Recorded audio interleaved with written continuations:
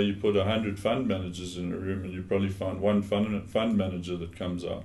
But all of those 99 fund managers are also turning around telling clients that they're the best. So you get into sort of this vicious circle where, everyone's either just trying to make lazy fees by management fees for something that they're not really that good at. So it doesn't matter if you look at it at a broad-based sort of personal level or a fund management business, because the same metric applies to them.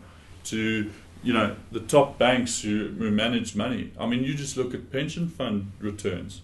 I mean, they're shocking. But meanwhile, these are people that are hired, approved, and appointed because of their expertise to do that. So it doesn't matter, I think, at which layer of the pyramid you look at. If it's a fund manager, investment manager, or an individual, I think the same metric applies, that out of 100 people, one of them will come out right. So it doesn't matter if you're doing it in your own capability. It becomes an issue of being able to pick out, if you're doing it for yourself, avoiding the noise, or the lemming effect, I like to call it, of following the crowds. And it also becomes the same effect by being able to drown out the noise, avoid the noise of who is really a good fund manager. And past performance is never a good indication of future performance.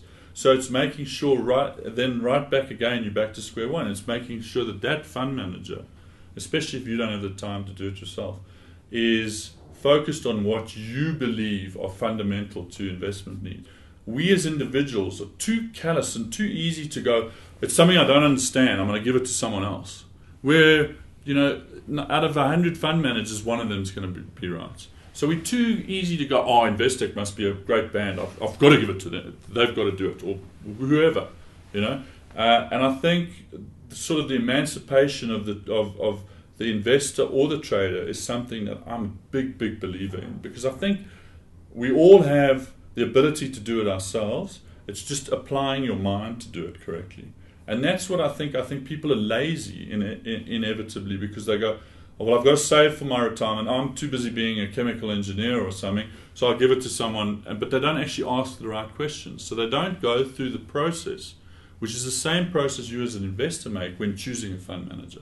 And that, I think, is something that has to fundamentally change in all of our psyche.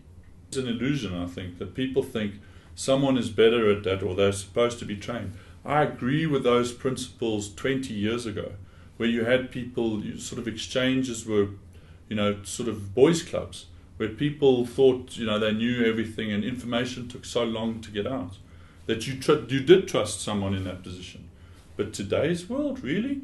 I mean, we saw the debut of Facebook on our systems before it hit Bloomberg. There was a price on the system. So it all comes down to having a process in place, whether it be an investment approach or any decision really, and that comes to life probably, is doing away with the noise and making sure that what is fundamental to you is what's fundamental to that decision.